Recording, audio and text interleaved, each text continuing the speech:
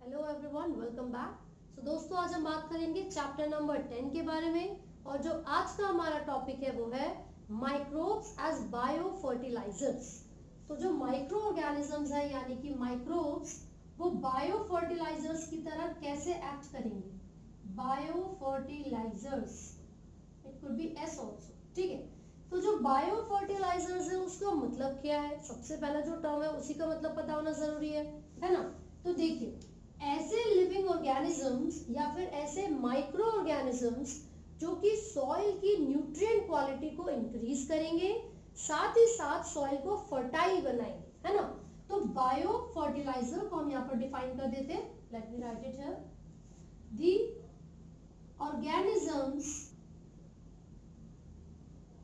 that enrich the nutrient quality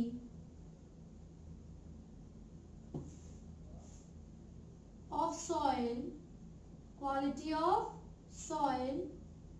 and also increases its fertility, तो इसका मतलब ये हुआ कि कोई भी माइक्रो ऑर्गेनिज्म जो कि सॉइल के अंदर आयंस का, पोटेशियम का, नाइट्रोजन का या फिर जितने भी न्यूट्रिएंट्स हैं उनका जो लेवल है, उसकी जो क्वांटिटी है उसको बढ़ाएंगे, है ना। उन सभी माइक्रो ऑर्गेनिजम्स को हम बायो फर्टिलाइजर्स बोलेंगे। तो पता है क्या होता है, हमारा जो कन्वेंशनल मेथड है क्रॉप प्रोडक्शन करने का, उस मेथड की अगर हम बात करेंगे तो केमिकल्स का बहुत ज्यादा यूज किया जाता है। वो जो केमिकल्स है, इंसेक्टिसाइड हो सकते हैं, पेस्टिसाइड हो सकते हैं, लेकिन मैंने प्रीवियस वीडियो में भी आपको बताया था कि these chemicals are very harmful for both the plants and animals, right?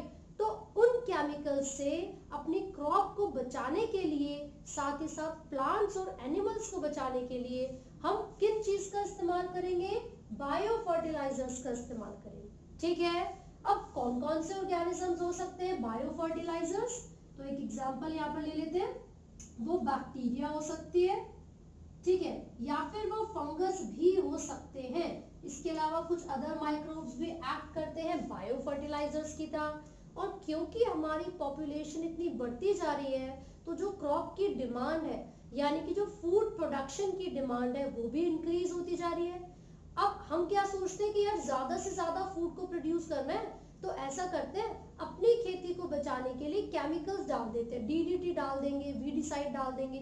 लेकिन उससे क्या होगा, आपकी जो क्रॉप है उसकी जो न्यूट्रिएंट क्वालिटी है, सॉइल की जो क्वालिटी है, धीरे धीरे डैमेज होती रहती है। बिल्कुल भी जो न्यूट्रिएंट एनरिचमेंट होना चाहिए था वो उसके अंदर नहीं रह पाता, है ना। तो इससे क्या होगा, आपकी क्रॉप कुछ समय तक इंक्रीज होगी, प्रोडक्शन बढ़ेगी, लेकिन धीरे धीरे क्योंकि सॉइल की क्वालिटी डैमेज होती जा रही है तो जो प्रोडक्शन है वो भी डिक्रीज होती रहेगी।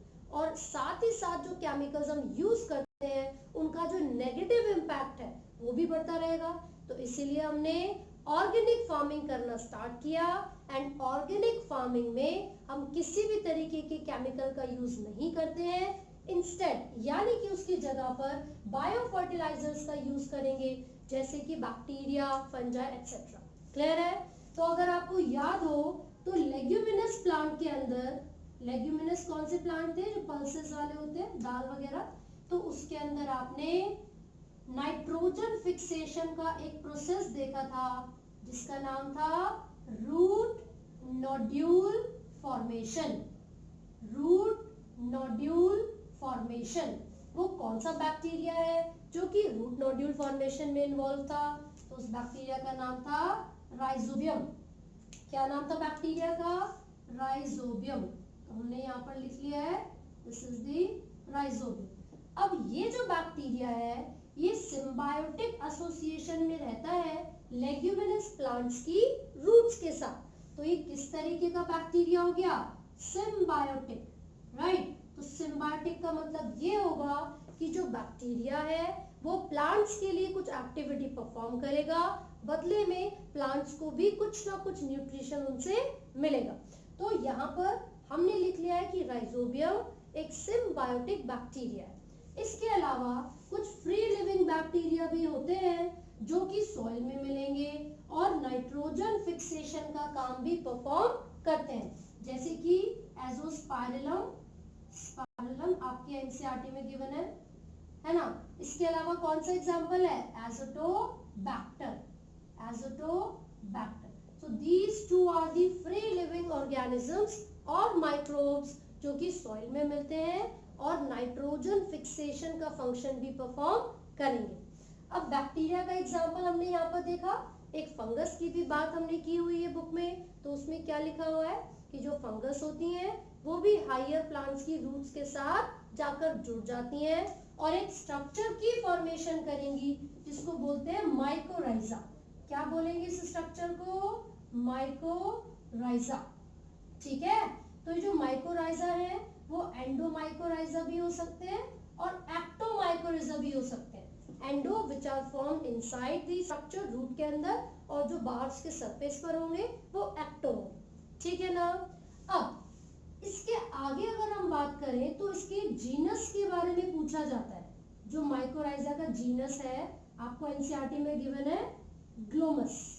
कौन सा जीनस है, ग्लोमस। ये आपको जरूर याद रखना है, या तो माइकोराइजा का जीनस पूछेंगे या फिर सिर्फ फंगस लिख के आपसे पूछ लेंगे कि उसका जीनस बताइए, जो कि बायो फर्टिलाइजर की तरह एक्ट करेगा, सॉइल की फर्टिलिटी को इंक्रीज करेगा और न्यूट्रिएंट्स को भी क्या करवाएगा, एब्जॉर्ब कराएगा। तो बहुत सारे फंक्शंस परफॉर्म किए जाते हैं माइकोराइजा के थ्रू। वो कौन कौन सा है, absorption of phosphorus, absorption of phosphorus.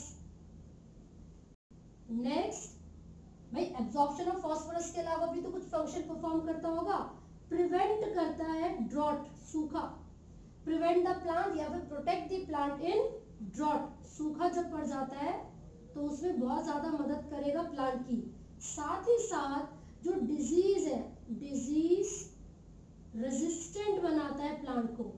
जो बाकी पैथोजन, जो रूट बॉर्न पैथोजन है, उनके अगेंस्ट फाइट करेगा और प्लांट्स को डिजीज रेजिस्टेंट बनाने में हेल्प करेगा।